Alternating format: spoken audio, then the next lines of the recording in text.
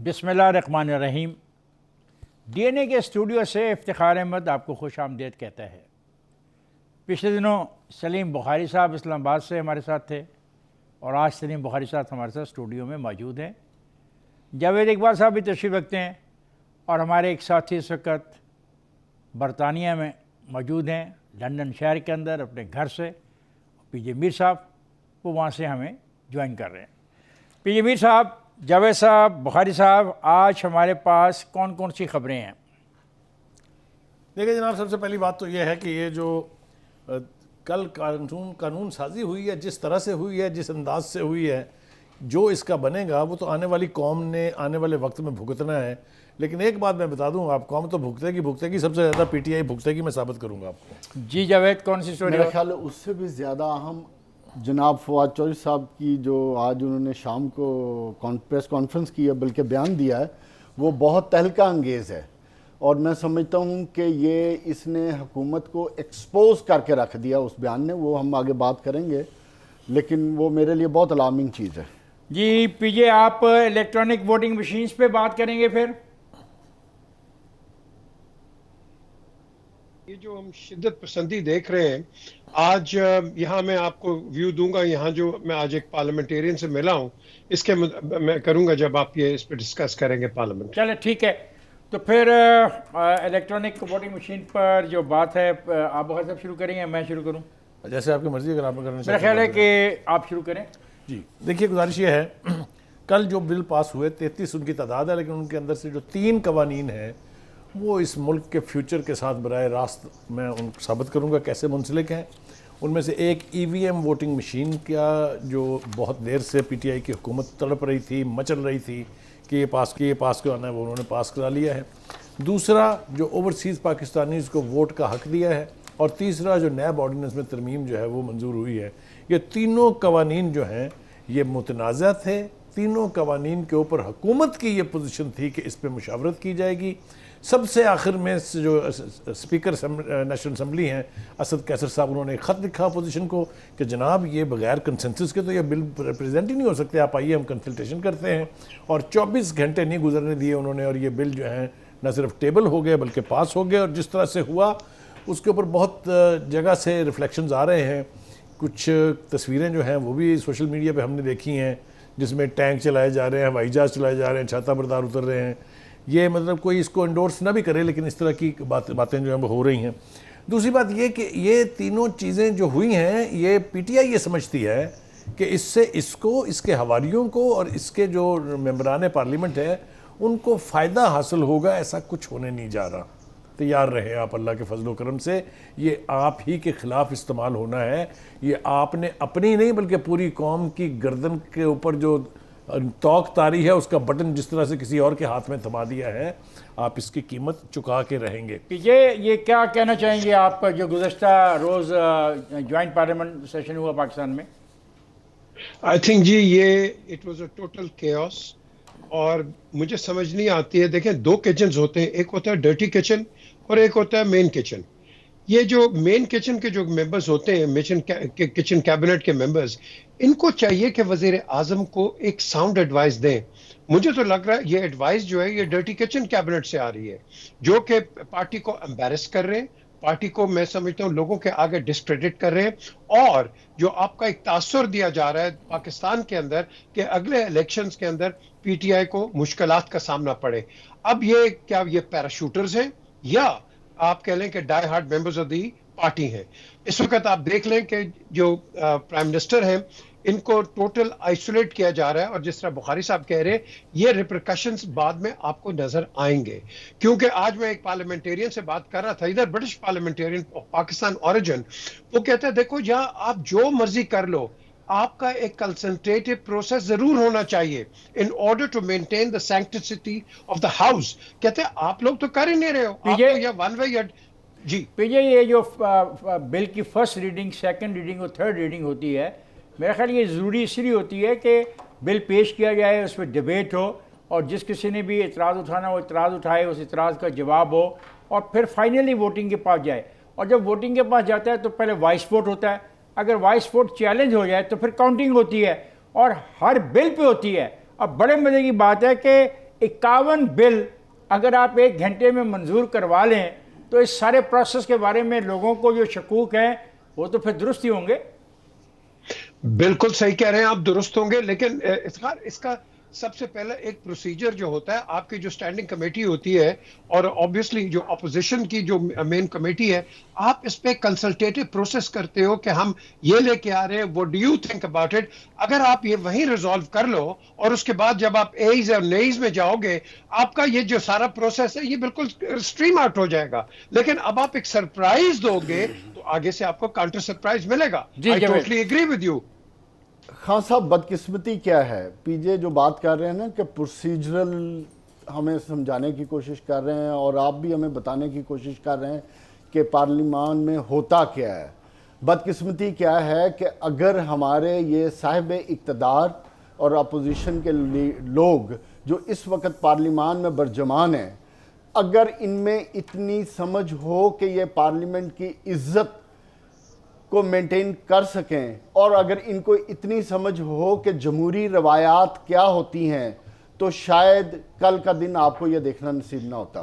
शायद वो जो बातें आप कहना चाहते हैं उनको प्रोसीजर को फॉलो करते हैं। बदकिस्मती क्या है कि जिस तरीके से इस चीज़ को किया गया उसी तरीके से इस होम्योपैथिक अपोजिशन ने उसको जिस तरह मैं समझता हूं कि काइंड ऑफ सपोर्ट प्रोवाइड की, लेजिटिमेसी प्रोवाइड की, वो भी अनप्रेसिडेंटेड है। आपको पता था, आप देखें वो हाँ, क्या करते आपके पास एक सेकंड जावेद, देखो हमें we should be fair enough with our viewers. बिल्कुल। जब पेश किया गया तो एक तो मोहसिन दावड़ की तरफ से तरमीम पेश की गई, बाबर वान ने उसकी मुखालफत कर दी। फिर तरमीम पेश की गई एक बिल के अंदर इश्तियाक की तरफ से, इश्तियाक साहब की तरफ से, उसको फिर नहीं माना। फिर ये हो गया कि झगड़ा हो गया अपना एक मुझे तरमीम के बताएं खान साहब, जब आपको हुकूमत के तरीक़ाकार समझ आ गया कि हुकूमत क्या करना चाह रही है, आपको सुनना नहीं चाह रही, आपकी एडवाइस नहीं लेना चाहती, वेरी गुड, तो हुकूमत उसी वक्त अपोजिशन को मैं समझता हूं कि पार्लियामेंट को छोड़ देना चाहिए था। फिर देखें, बात यह है कि छोड़ के क्या करते, चले तो गए। आप फिर दूसरा जो जमहूरी रवायात के मुताबिक आपके पास जो राइट है वो अडॉप्ट करते, वो क्या है आपके पास एहतजाज करने का हक हासिल वो तो है। करेंगे, नंबर एक, वो कहते हैं हम करेंगे क्योंकि मौलाना फजल रहमान तो सख्त गुस्से में, वो कह रहे हैं ऐसे कवानीन जूते की नोक पर, जूते की नोक कहने के लिए एक रास्ता है। खान, एक सेकंड जी बुखारी साहब, 3.5 साल से हमने इन्हीं पार्लिमानी लीडरों से इसी हुकूमत के बारे में क्या कुछ नहीं सुना। अमली तौर पे क्या किया इन्होंने? बात यह है कि जब ये कोई अमली काम करके दिखाएंगे फिर आप ये बात कर सकते हैं। अमली तौर पे तो 3.5 साल में ये अपोजिशन कुछ भी नहीं कर सकती। देखिए, पहली बात तो यह है कि इजलास के आगाज में ही अपोजिशन ने जो सबसे पहला नुक्ता उठाया था वो ये था कि भाई साहब मशावरत कहाँ गई इसमें से। जब आप अमेंडमेंट के लिए कोई भी तरमीम लेके आते हैं, चाहे वो एग्जेक्टिव हो चाहे वो आइन में हो, आपको मुशावरत करनी होती है। दूसरी बात, एक मिनट मैं पूरी कर लूंगा। नहीं बात कर, लेकिन एक बात याद करना, जब आपने असद कैसर से लेटर ले लिया था, ठीक है, लेटर लेने के बाद आपसे कंसल्टेशन किए बगैर उन्होंने हाउस अनाउंस कर दिया, तो आपको तो उसी वक्त समझ आनी चाहिए थी। आपका कोई हक नहीं है। जो एक ऑप्शन मौजूद है अपोजिशन के पास वो है कि they will go to the supreme court और एक बिल जो ये है इसको स्ट्राइक डाउन करवा। ये मेरी ये बड़ी इंपॉर्टेंट पॉइंट रेज हो रहा है यहाँ पे जावेद की तरफ से। जावेद ने कल भी जो ट्रांसमिशन थी उसमें पॉइंट रेज किया कि जो अपोजिशन है बड़ी होम्योपैथिक किस्म की अपोजिशन है। इसको तो जाते ही जब सख्त पता लगा था कि जो दावत मिली थी स्पीकर की तरफ से और उस दावत के जवाब में जो बात हो रही थी उसको मुकम्मल होने ही नहीं दिया गया और इजलास बुला लिया गया, तो इनको शदीद एहतजाज करना चाहिए। अब एहतजाज की नोयत आपके नज़दीक, मेरे नज़दीक, जावेद के नज़दीक और बुखारी साहब के नज़दीक कुछ और हो सकती है, लेकिन इस वक्त एक एहतजाज कर रहा है मेरा प्रोड्यूसर कि जी आप ब्रेक पे चले जाएं। मैं जा रहा हूँ ब्रेक पर, जाएगा नहीं, हमारे साथ रहेगा।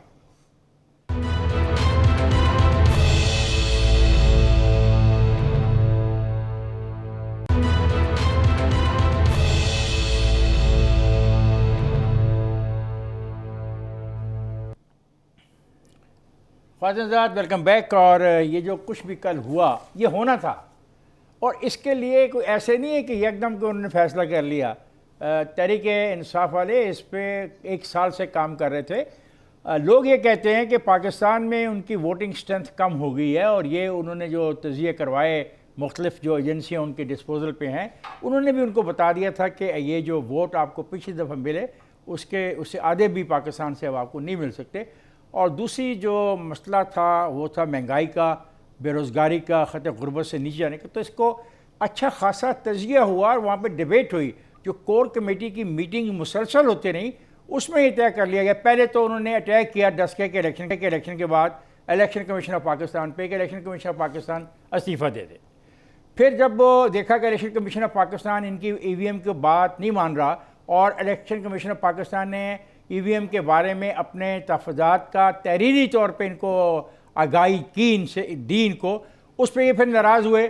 और इनके 2 जो वज़रा हैं उन्होंने तो इस हद तक कह दिया कि इस इलेक्शन कमीशन को आग लगा दी जाए, और एक ने तो कह दिया कि इलेक्शन कमीशन एक सियासी पार्टी के जेब में पड़ा हुआ। ये बातें सब वाज़े तौर पे हमारे और आपके लोगों के इल्म में है। अब मसला क्या है, ये हुआ क्यों? इन्होंने ये कहा, एक बात जो ये कह रहे हैं ना पाकिस्तान से बाहर रहने वालों को वोट हक, बिल्कुल किसी पार्टी ने भी इस नुक्ते पर उनकी मुखालफत नहीं की। पाकिस्तान की तमाम सियासी जमातियों का ये फैसला है, वो इस पर इत्तफाक राय रखती हैं कि पाकिस्तान से बाहर जो पाकिस्तानी रहते हैं उनको वोट का हक होना चाहिए। अब साफ जाहिर है कि वोट का हक देने के लिए मुझ जैसे आदमी के लिए जो पाकिस्तान में रहता है उसके लिए कुछ शराइत हैं। मेरे पे कुछ पाबंदी है कि मैं इतने साल का हूँ, मैं एक इलाके में रहता हूँ, मैं रजिस्टर्ड वोटर हूँ, तो ऐसी शराइत उनकी भी तो होनी चाहिए। एक, मैं जाके वोट डालूंगा पोलिंग स्टेशन पे, वो वोट डालेंगे मोबाइल पर। भाई क्यों? मैं भी तो मोबाइल पे वोट डाल सकता हूँ। बहुत डिस्क्रिपेंसीज हैं। वो अपना जाके वो कंप्यूटर के जरिए वोट डाल सकते हैं, तो मैं कंप्यूटर के जरिए वोट क्यों डाल सकता? क्या कहते हैं पीजे साहब अब इस इशू पे? देखें जी, इसके 3-4 पॉइंट्स है विच आई नीड टू एक्सप्लेन। पहले जो मौलाना फजलुर रहमान साहब कहते हैं ना कि इनको मैं अपनी नोक पे रखता हूँ जूती की, वो जूती नहीं पहनते, वो चप्पल पहनते हैं। उनको करेक्ट करना चाहिए। Okay, चप्पल की नोक। एक 2 सेकेंडली, जब हम बात करते हैं इन चीजों की, आपने तो किसी चीज को, मैं दोनों को कहूंगा, government and the opposition, they don't maintain the decorum of the house. अब वो देखें, आपने बिलावल को कल सुना, बिलावल ने सर उसको छोड़े, उन्होंने क्या पीजे उनको छोड़े, पीजे उनको छोड़े, पहले आए ना वो इस बिल पे आ जाएं। मेरा ये सवाल है कि अगर आप लंदन में रहते हो और पाकिस्तानी हो, आप तो बैठ के मोबाइल पे वोट डाल दो, और मैं जो लाहौर में रहता हूं मुझे पोलिंग स्टेशन में क्यों जाना पड़े जी? सर ये तो आप बहुत दूर की बात कर रहे हैं। यहां तो कोई तैयार ही नहीं है इस तरह, आपका तो मैकेनिज्म तैयार ही नहीं है ईवीएम के लिए। ले तो आप आए, अच्छी बात है, गुड, बट अगेन इसके अंदर जो आप कह लो कि जो सप्लीमेंट्री बात आती है, और भाई आप पहले कंसल्ट तो करो। ये देखें, ये अवाम जो है एक पार्टी की नहीं है, ये पूरे पाकिस्तान की अवाम है जो कि इस वक्त आप स्प्लिट किए हुए हैं, whether it is PMLN, whether it is PPP और वेदर इट इज PTI। फिर उसके बाद आपके जो आगे run of the mill parties है। यहां सबसे पहले जो हमें समझने की जरूरत है, ये क्यों इस पे शोर डाला जा रहा है, ये ईवीएम पे, क्योंकि ऑपोजिशन चाहती है लेकिन खुल के नहीं बोल रही। वो क्रेडिट लेना चाहते हैं कि देखो हम भी तुम्हें ओवरसीज को वोट के पार्टिसिपेट करने का कहते हैं, बिकॉज कल यही ओवरसीज इन पे नुक्ते उठाएंगे, और यार ये तो PTI ने किया, तुमने क्या किया है, वेदर इट इज नून और PPP। So the credit needs to be given to them equally because they are on the same page। लेकिन इसके ऊपर खुल के बात खुल के बात नहीं कर रहे। देखिए पीजे जो बात कर रहे हैं वो मॉरली कह लें आप या टेक्निकली कह लें, उसकी कोई अहमियत है, लेकिन हुकूमत जो है वो इन लाइंस पर नहीं सोच रही है। 2-3 बातें इस हवाले से अर्ज़ करना बहुत ज़रूरी है। एक तो ये कि ये करार दिया जा रहा है कि ये पार्लिमानी तारीख का स्याह-तरीन दिन था। मेरा नहीं ख्याल कि इसके ऊपर किसी को कोई कन्फ्यूजन होना चाहिए। जिस तरीके से कल चीज़ें बुलडोज हुई हैं वो बिल्कुल ठीक है, ये स्याह दिन था। जो एक और बात इसके अंदर वो कहते हैं there is a blessing in disguise, वो ये है कि इस तमाम तर हुकूमत की कोशिशों और वो जो छतरी वो एक पेज का जिक्र किया जाता है, उसके नतीजे में अपोजिशन का एक MNA या एक सेनेटर नहीं टूटा। कल उनकी जो तादाद थी, अलावा उन चंद लोगों के जो बीमारी की वजह से या शाइस्ता बीबी जो हैं वो अपने शौहर के इंतकाल की वजह से नहीं आ सकी, तो एक इसमें जो कहते हैं ना ब्लेसिंग इन डिस्गाइज वो ये है कि अपोजिशन इंटैक्ट है, और इतनी स्ट्रांग अपोजिशन किसी वक्त भी कोई भी चीज़ कर सकती है। जिस तरह अब हम सुन रहे हैं कि वो जा रहे हैं वोट ऑफ नो कॉन्फिडेंस की तरफ, starting with the speaker of the assembly, जिसने उस दिन बहुत बुरा कंडक्ट किया है, इसके बारे में कोई दो राय नहीं है। Last but not the least sir, RTS system हमारे का जो हशर हुआ वो हमारे सामने, वो भी टेक्नोलॉजी थी। वो चूंकि बटन किसी के हाथ में था इसलिए वो बैठ गया। यही हाल ईवीएम का होने जा रहा है। ईवीएम का बटन किसी सियासतदान के पास, किसी सियासी पार्टी के पास, किसी इलेक्शन कमीशन के पास नहीं होगा, बटन किसी और के पास होगा। जी अच्छा, खुद ही सोच लें क्या फेट होगी इलेक्शन। देखिए कल के दिन ने जिस तरह ऑलरेडी हमारी सोसाइटी और मुआशरा पोलराइज्ड हो चुका, आपको पता ही है, और कल बिल्कुल की ठीक है। तारीख से ये हमारा मुआशरा और पोलराइजेशन की तरफ बिल्कुल गया ठीक है, है। I agree with you. दूसरी इंपॉर्टेंट बात देखें, आप ईवीएम मशीनें क्यों ला रहे हैं? फेयर एंड फ्री इलेक्शन के लिए, इसी के लिए ना, वरना तो और कोई मकसद नहीं है ना। ओ भाई, आपके लाने से पहले तमाम political parties and major stakeholders election commission ने इसको रिजेक्ट कर दिया है। आप एक जुमला आपके लिए, वो ये कि जिन्होंने इजाद की थी उन्होंने तर्क कर दिया इसको। रिजेक्ट कर दिया है। खान साहब मुझे बताएं, आप किस फेयर इलेक्शन की आप बात करेंगे? एक बात। दूसरी बात, मुझे इसमें एक नई कहानी समझ आ रही है। कहानी मुझे यह समझ आ रही है कि सबको पता है, तमाम पॉलिटिकल लीडर्स और स्टेक होल्डर्स को एक खतरा था कि अगर इमरान खान इस हालात में निकलता है तो इसमें हम सबको पता है कि इमरान खान से अच्छा अपोजिशन लीडर कोई नहीं। आज ईवीएम मशीनों पे तमाम वुज़रा, मशीरान, अमीर और जनाब प्राइम मिनिस्टर साहब सब ने इंडोर्स कर दिया है कि इसके जरिए इलेक्शन होंगे तो वो फेयर एंड फ्री इलेक्शन होंगे। और अगर इसी इलेक्शन से इमरान खान साहब फारग होते हैं तो खान साहब, इमरान खान के पास दूसरा ऑप्शन नहीं बचता है। एक, लेकिन इधर मैं एक प्रोटेस्ट करना चाहता हूं इस शो पे कि कल एक इतना इंपॉर्टेंट बिल था, एंटी रेप बिल, इन लोगों ने अपनी सियासत चमकाने के लिए, एक दूसरे से नफरत के लिए इतने इंपॉर्टेंट बिल का जिक्र तक नहीं किया। आज हम अपने शोज में, हम अपने मुख्तलिफ माजी में कितने रेप हुए हैं बच्चों के साथ, बच्चियों के साथ। अपोजिशन से मेरा सबसे बड़ा गिला, आप सारा कुछ करते लेकिन इस बिल पे जरूर बात करते, कहीं ना कहीं अपना प्रोटेस्ट रजिस्टर कराते। इतना भी ठीक नहीं है, ये होना चाहिए। मैं जावेद से इत्तेफाक करता हूं। वो है anti rape investigation and trial bill था। मैं ये कहता हूं ना कि अभी हर बिल पे अगर डिबेट हो जाती है तो हमें पता लग जाता है, कौन को पता लग जाता है कौन से बिल है। ये कमाल की बात है कि अगर आप इतने सारे बिल घंटों में मंजूर करा लें। एक और बात जो मैं आप सब दोस्तों से शेयर करना चाह रहा हूँ, देखिए जी, पहले ये काम है इलेक्शन करवाना, इलेक्शन कमीशन ऑफ पाकिस्तान का। अब कल के बाद क्या होगा, इसमें नादरा को भी शामिल कर लिया गया है और दीगर एजेंसियों की तकनीकी मावनत भी हासिल कर ली गई है। ये है वो बटन गया कहीं और, ये है वो चीज़ जो नई है, जो 1973 के कॉन्स्टिट्यूशन में जो स्पिरिट के खिलाफ है, इलेक्शन कमीशन को दिया गया था, उसमें एक और फ्रीक को शामिल किया गया है, वो नादरा है। और नादरा के जो चेयरमैन हैं उनके बारे में संजीदा रिजर्वेशन हैं पाकिस्तान के अंदर। और इसमें लफ्ज़ है दीगर एजेंसीज की तकनीकी मावनत। पाकिस्तान में एजेंसी से जब बात की जाती है, एजेंसी से मुराद जो ली जाती है, वो आपको भी पता और मुझे भी पता है। उसमें आपके इस पॉइंट से इलेक्शन तो मशकूक हैं, इसमें तो कोई दूसरी राय नहीं है। इमरान खान जो मर्जी, जितना मर्जी कुछ कर ले, आने वाला इलेक्शन अगर इस तरीके से कराया गया तो वो किसी को कबूल नहीं होगा। लेकिन एक पॉइंट ये है कि जब यह हुकूमत ख़त्म होगी तो इंटरम सेटअप आएगा, इंटरम सेटअप आएगा तो इलेक्शन कमीशन आएगा।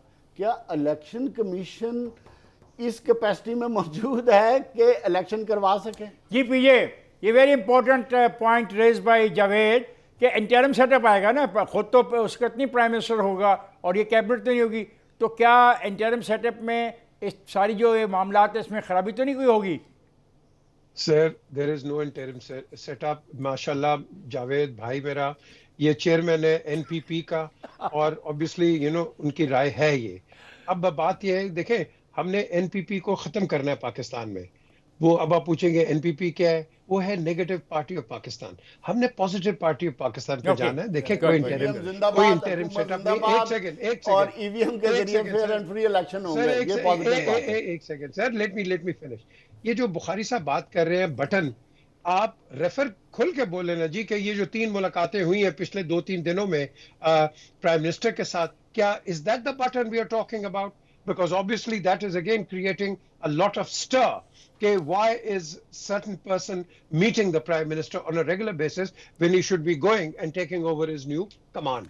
अब ये इसके अंदर बहुत complications आ रही हैं। यहाँ तो लोग, मैं आपको बता रहा हूँ, बड़े वो उनके कान खड़े हो गए, भाई ये क्या हो रहा है?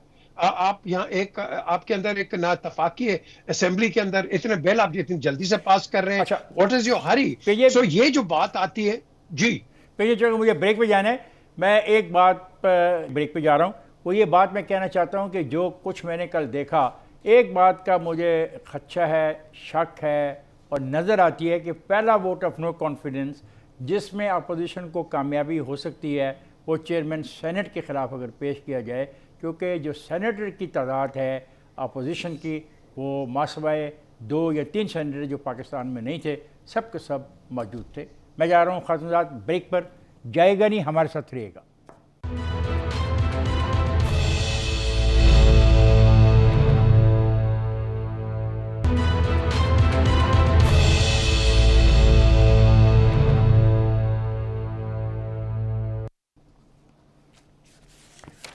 खातूनजात वेलकम बैक। और कल के जो पार्लियामेंट के मुश्तरका इजलास में भारतीय जासूस कुलभूषण यादव से मुतल्लिक आलमी इंसाफ की जो अदालत है उस पर नज़रसानी का एक बिल था 2021 जो वो मंजूर किया। ये बिल पेश किया बैरिस्टर फ़ारूक नसीम ने, और इस बिल का मकसद वो ये, हुकूमत ये कहती है कि हमारा मकसद ये है कि जो आलमी अदालत ने फ़ैसला दिया है हम उस पर अमल करें। मैंने आज ट्वीट किया है कि कुलभूषण को सज़ा होगी, और मैं समझता हूँ सज़ाए मौत होगी। अब बुखारी साहब क्या समझते हैं, जावेद साहब क्या समझते हैं, पीजे साहब क्या समझते हैं? लेट्स गो टू देखिए, पहली बात तो ये है कि हम कुछ ज़्यादा ही मामे बन गए हैं इस आलमी अदालत के। इसके फैसले जो हैं ये मैंडेटरी नहीं होते, ऑब्लिगेटरी होते हैं, और अमेरिका और बरतानिया और भारत ने कई दफ़ा इसके ख़िलाफ़ इक़दाम किए हैं। पहली बात तो ये है। दूसरी बात ये है कि उस वक्त ये अदालत इंसाफ कहाँ थी जब अफजल गुरू को फांसी दी जा रही थी, जब यूनुस भट्ट को फांसी दी जा रही थी? क्या उस वक्त हमें ये हक हासिल नहीं था कि हम कहें उनसे कि इनको वापस भेजें बाइज्जत तौर पर? हम अपने मामले में तो चुप कर जाते हैं, इंडिया के बन जाते हैं हम मामे।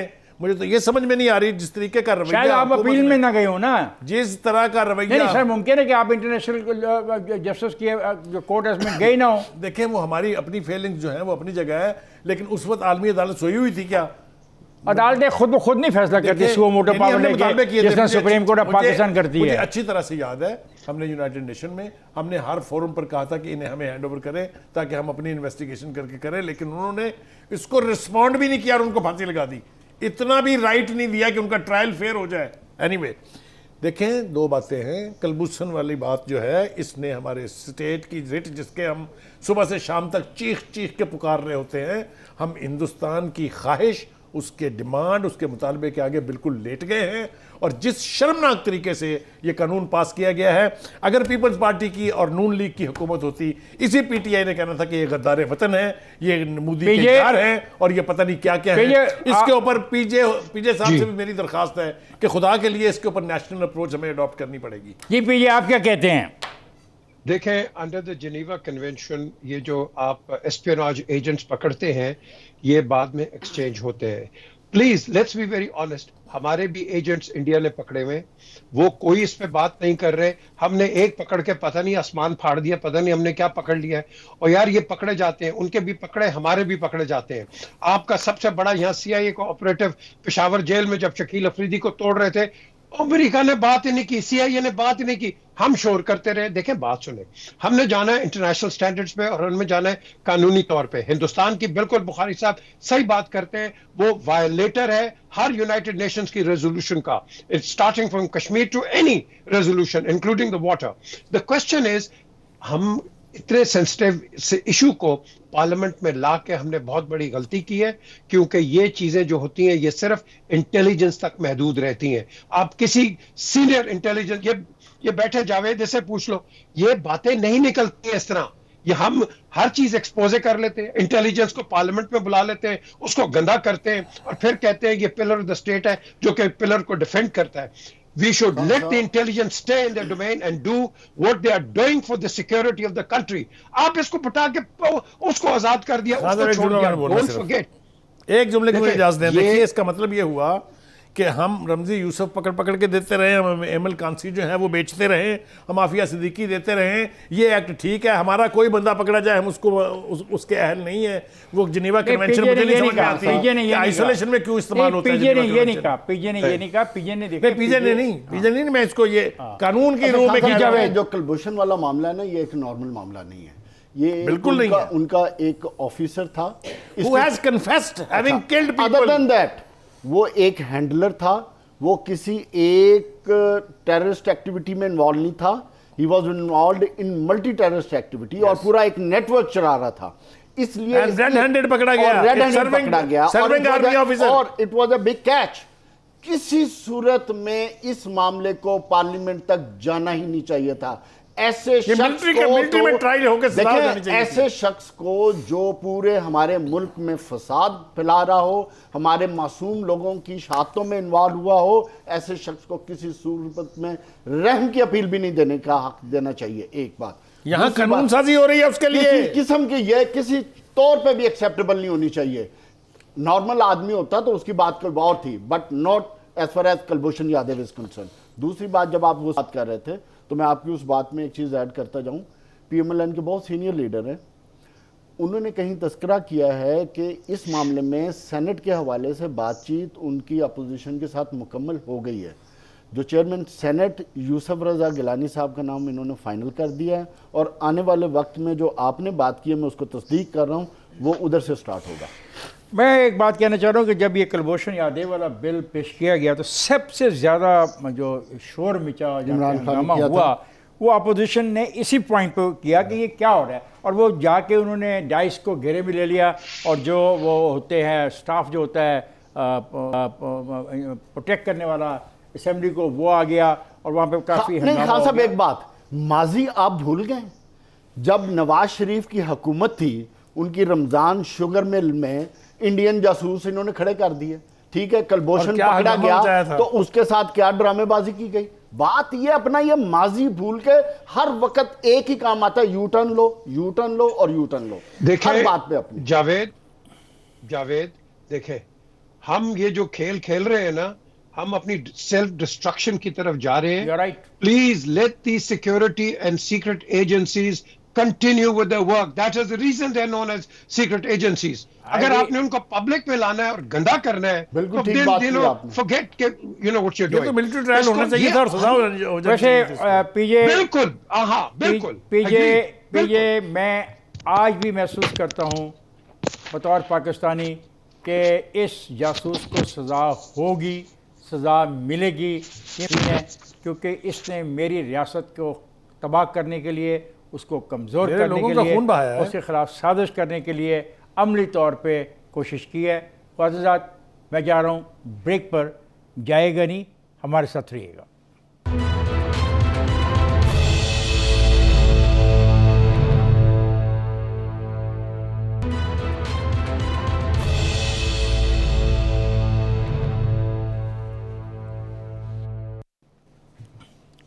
वेलकम है ख्वाजात। ये बात मैंने की थी कि शायद जो पहली कोशिश हो अपोजिशन की तरफ से वो सेनेट के चेयरमैन के लिए हो, तो जावेद ने तो बात बहुत खुल के एक नाम भी ले दिया यूसुफ रज़ा गिलानी का।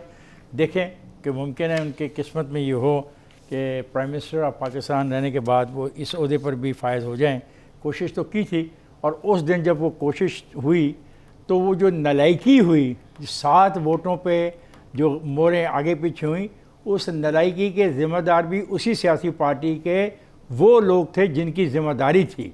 और ये वो बात को छुपा गए पार्टी वाले उस पर। हालांकि हमारे एक दोस्त काफ़ी नाराज़ भी हुए, उन्होंने पब्लिकली इसका इजहार भी किया कि ए ने ये गलती की और बी से ये गलती की। चलें आगे चलते हैं सर। बहुत अच्छी खबर है, साद हुसैन रिजवी साहब को रिहाई मिल गई है।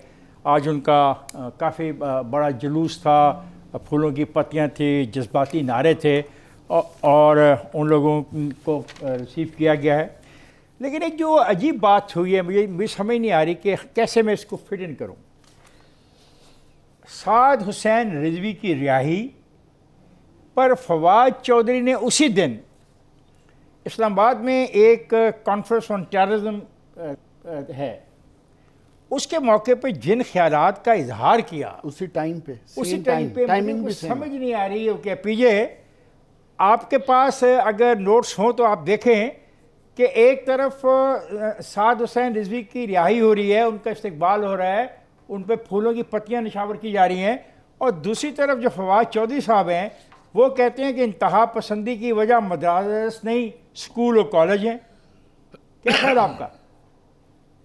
देखिए बात सुने, मुझे नहीं पता ये किस किस्म की बयानात आते हैं, मुझे इतना बयानात नहीं है, पता है। नो इट्स नॉट ए बयान, Sir, it is not a बयान पीजे, इट इज नॉट ए बयान, he has delivered A lecture in A conference. इनकी ऑब्जर्वेशन या इनका लेक्चर जो मर्जी आप कह लें, आई मीन अगर ये आ रहा है तो आई थिंक ये जो इंटरनेशनली जो लोग हैं आपके, you are going in further isolation. ना आप जवाब दे हैं, ना बुखारी साहब, ना जावेद। अगर आप करते हैं एज अ स्टेट, किसी को पकड़ते हैं और उसको डिक्लेयर करते हैं टेररिज्म एंड ऑल दैट, और उसके बाद आप रिहा करते हैं, नेगोशिएशंस करते हैं, Iftikhar, this is the road as a say to hello. लेकिन पीजे ये फैसला जो हुआ है, वैसे तो जो महकमा दाखिला पंजाब है, इसने साद रिजवी साहब पर 98 मुकदमा दर्ज किए थे और बहुत ज़्यादा इनके लोग गिरफ्तार किए थे। मुकदमों की बात कर रहे हैं आपने, जुल्फकार अली भुट्टो को झूठा मुकदमा बना के बेचारे को फांसी दे दी है। वो यहाँ बड़ा आसान है मुकदमा बनाना, छोड़ दें, ये एसओपी है हमारी, ये छोड़ दें आप। द क्वेश्चन इज कि आपके जो आपने अल्फाज इस्तेमाल किए, आई एम श्योर जावेद भी करेंगे, जब सिपाहियों की, हमारे जवानों की गर्दनें को काट के और उसके बाद आप उससे बात करते हो, कोई भी हो, ABC, तो I am sorry to say that is a case of surrendering against. अच्छा पीजे अब जरा गौर कीजिएगा, आपने जो लफ्ज़ कहा ना, इस पे जो फवाद ने कहा है, फवाद का आज का जो बयान है, मैं कोशिश करूँगा कि बुखारी साहब आप उस पर कुछ रोशनी डालें। ये क्या तकरीर किया है, क्या पॉइंट क्या था? खान साहब, वो किसी शायर ने खूब कहा था, बक रहा हूँ जुनून में मैं क्या क्या, कुछ न समझे खुदा करे कोई। ये जिस तकरीर का आप हवाला दे रहे हैं, ये तो मेरी कॉम्प्रीहेंशन से भी ऊपर की कोई ऐसी बात है। 2-3 चीज़ें हुई हैं कि जिन पूरा बयानिया PTI का, इमरान खान साहब का और ख़ुद फवाद चौधरी का ये था कि सारी शरारत, सारी टेररिज्म, सारी जो लाकानूनीत है वो मदारस से होती है, क्योंकि वहाँ उनकी तरबियत इस तरह से होती है, वहाँ उनका वो होता है। पूरे का पूरा बयानिया बदल गया है। ये मेरे ख्याल से PTI की गवर्नमेंट की हिस्ट्री का सबसे बड़ा यू टर्न है कि वो ये कह रहे हैं कि शरारत टेररिज्म की जन्म लेती है स्कूलों और कॉलेजेस से। फॉर गॉड सेक, आप मुझे बताइए कि ये how can you expect this. लेकिन अगर आप हकायक पर जाएं तो PTI की हुकूमत पहले लेटी TLP के आगे, फिर लेट रही है TTP के आगे, और आगे जाने अल्लाह ताला ये क्या क्या करेगा। हुकूमत की रिट की बात करने वालों को शर्म आनी चाहिए ये करते हुए। पीजे व्हाट यू वांट टू से? पीजे कुछ कहना चाह रहे? जी पीजे, मैं सिर्फ एक चीज कहना चाहता हूं, जितनी भी हॉलीवुड की पिक्चर्स बनी है वो मदरसा बेस्ड बनी है, कोई स्कूल और कॉलेजेस में तो बनी कोई नहीं। जी जावेद, वो तो प्रोपेगेंडा भी हो सकता है, लेकिन खान साहब मेरा ऑब्जेक्शन कुछ और है। इससे ज्यादा हेल्पलेस और कंफ्यूज्ड मैं नहीं देख सकता। किसको? फवाद चौधरी साहब को। ठीक। पहले हमारे प्राइम मिनिस्टर हेल्पलेस थे माफिया के हाथों, कि वो माफिया के हाथों जकड़ी हुई हमारी सोसाइटी और वो कुछ नहीं कर पा रहे थे। आज हमारे फवाद चौधरी साहब ने, वजीर दाखिला है हमारे, नहीं हमारे इंफॉर्मेशन मिनिस्टर, इतना हेल्पलेस रियासत को डिक्लेयर किया है। वो कहते हैं कि रियासत फेल हो गई है इंतहा पसंदी को कंट्रोल करने में। लेकिन वो कहते हैं इंतहा पसंदी मदरसों की नहीं है। मैं कहता हूं जहां की भी है, रियासत को रियासत के तौर पे एक्ट होना चाहिए। आप अंदर से कितने भी कानून का challenges फेल हुई है। एक सेकंड, कानून का फेल हुई है। आप बयान उनका पढ़ें कि नहीं, उन्होंने शिद्दत फेल का लफ्ज़ पसंदी इस्तेमाल नहीं से- किया। नहीं, उन्होंने कहा नरम अप्रोच की वजह से रियासत हमारी काम नहीं कर पा रही। बात ये कहा, ठीक है ना? नहीं, मगर किसने ये कहा कर- नरम अप्रोच ये इस्तेमाल करने के किसने लिए? कहा आपको? 3.5 साल आपको हुकूमत में हो गए, आपको अपनी कैपेसिटी का पता होना चाहिए। अगर आपकी कैपेसिटी में कहीं फुकदान है तो बेहैसियत रियासत आपका फर्ज बनता है कि उसको इंप्रूव करें। आपको 3.5 साल मिले थे, आपको इस तरह की अपाहज स्टेटमेंट नहीं देनी चाहिए जिससे जो लोग इस मुल्क में इंतशार फैलाना चाहते हैं या डिक्टेशन देना चाहते हैं या ताकत के जोर पे रियासत की रिट को चैलेंज करना चाहते हैं, आपके बयान से उसको तकवीयत मिली है कि आप कमजोर हैं, नरम हैं, आप उनको हैंडल नहीं कर सकते। मुझे तो एक बात This is most Javed, important मुझे एक thing. बात समझ आ गई है।